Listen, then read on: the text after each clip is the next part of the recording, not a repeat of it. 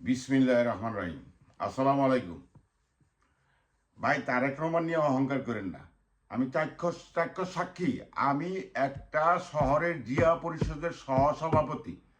আমি শ্রম দিছি, অর্থ দিছি, টাকা দিছি। দেশের কর্মীদেরকে যতটুকু আমি একজন ছোটোখাটো ড্রাইভার হিসাবে আমি দিছি।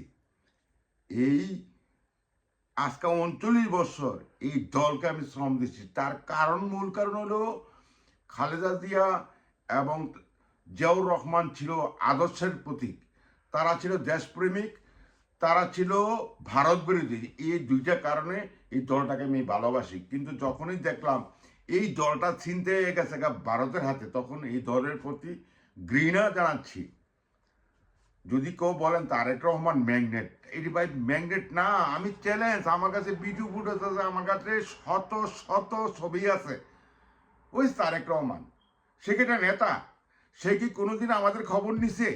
তার লন্ডনে যে সাঙ্গ ফাঙ্গ ছিল কতগুলি, ও যারা বাংলাদেশ তা আসতো, এদেরকে এয়ারপোর্টে রিসিভ করতো, ওই তার নিজের বাসভবনে কথা কইতো, অথবা বড় বড় অভিজাত আবাসিক হোটেলে গিয়ে গল্প করতো, কফি খাইতো।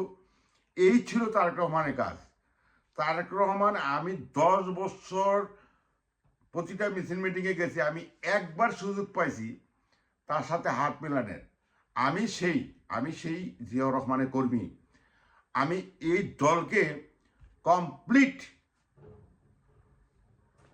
মন থেকে বাদ দিয়ে দিয়েছি। তো সুতরাং দেশকে রক্ষা করতে হলে একমাত্র দল যাদেরকে রাজাকার বলে, যেই রাজাকার 54 বছর বাংলাদেশে কোনো কনিকামসিতে নাই, একটি টাকা লুটপাট করছে, একটি টাকা চাঁদাবাজি করছে, একটি টাকা জমি দখল করছে, কোথায়ও তারা কোনো আকামে নাই। তো সুতরাং এই দলকে যদি ভোট না দেন, দিবেন কাকে? আল্লাহর হস্তে দেশকে রক্ষা করতে হইলে, ভারতের আগ্রাসন থেকে রক্ষা করতে হইলে এই 11 দলীয় জোট, যুব সমাজ যারা আছে, সাবলাকলি এবং জামাতকে, এবি পার্টিকে, তাদেরকে নির্বাচিত করুন দেশ রক্ষা করার জন্য। এটি একমাত্র উপায়।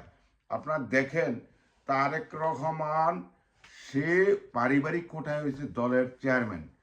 তার কথাবার্তায় কোনো আছে, কোনো তর্ক আছে? সে তো বিতর্কিত একজন হয়ে গেছে।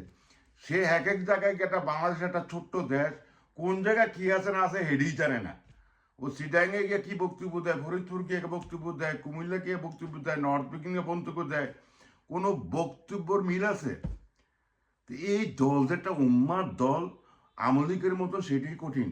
তো সুতরাং আমরা এই দেশকে লুটপাট থেকে, নৈরাজ্য থেকে, খুন থেকে, গণহত্যা থেকে রক্ষা করার জন্য এই মুহূর্তে কালকে আমরা সিদ্ধান্ত নিতে হবে। জুলাই অভ্যুত্থানকে ধারণ করে তরুণদেরকে সামনে নিতে হবে, পার্লামেন্ট সদস্য বানাতে হবে, এবং 11 দলীয় জোটকে সিল মারতে হবে। সেটি ইউনিভার্সাল ট্রু।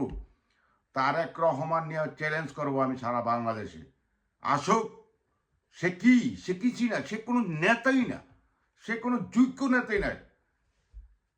সে ওই যে কথায় আছে না, স্বর্ণকারে স্বর্ণ চিনে, তারেক চিনের টাকা। এই হলো তারেক রহমান। তার টাকা ছাড়া কিছুই চিনে না। সে মানুষকে ভালোবাসে, কোনো কর্মীকে ভালোবাসে।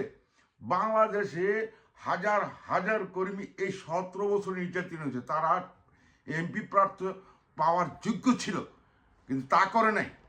সে সব চোর চোট্টা গুন্ডা বদমাশকে সে নমিনেশন দিয়েছে। সুতরাং এই তারেক দিয়ে বাংলাদেশে কিছু আশা করতে পারেন না, সেটা আমি 100% নিশ্চিত। হুইজ তারেক? তার কি কোয়ালিটি আছে? সে কি শিখছে 17 বছর? ওই বাংলাদেশের চান্দার খাইছে আর ঘুমাইছে। কিসের কোয়ালিটি তার? তার কি জিয়া রহমানের, খালেদার আদেশও সে বহন করে? ন, নেভার। সুতরাং এই তারেক বাংলাদেশের কে স্বাধীনতা রক্ষা করতে পারবে না। সে মোসলেখা দিয়া লন্ডন আসছে, মোসলেখা দিয়ে আবার বাংলাদেশে গেছে। এটা হলো মোসলেখা তারেক, চান্দাবাজ তারেক। এই হলো সব কিছুর গডফাদার, আকামের গডফাদার, ভালা মানুষের গডফাদার নেই। সে সন্ত্রাসীর গডফাদার না, সে হলো চামে চামে গডফাদার। ওই যে নাসিরুদ্দিন পাটোয়ারি বলছি না, সেটা ফফা বেলুন, পিঞ্জা গুতা মানে ফুটুস হিটে যাবে। এই কথাটা ইউনিভার্সাল ট্রু। নাসিরুদ্দিন পাটোয়ারি, হাসান আবদুল্লাহকে সেলুট। বাংলার যুদ্ধের কমান্ডার তারা, এবং তাদেরকে এই দেশ, এই বাংলাদেশ তাদের প্রয়োজন, তাদের বাংলাদেশের প্রয়োজন নাই। সুতরাং আপনার সাবধান। টাকা খাবেন বিএনপির, সিল মারবেন 11 দলীয় জোট, দাঁড়িপাল্লা অথবা শাপলা করি অথবা এবি পার্টি। বাংলা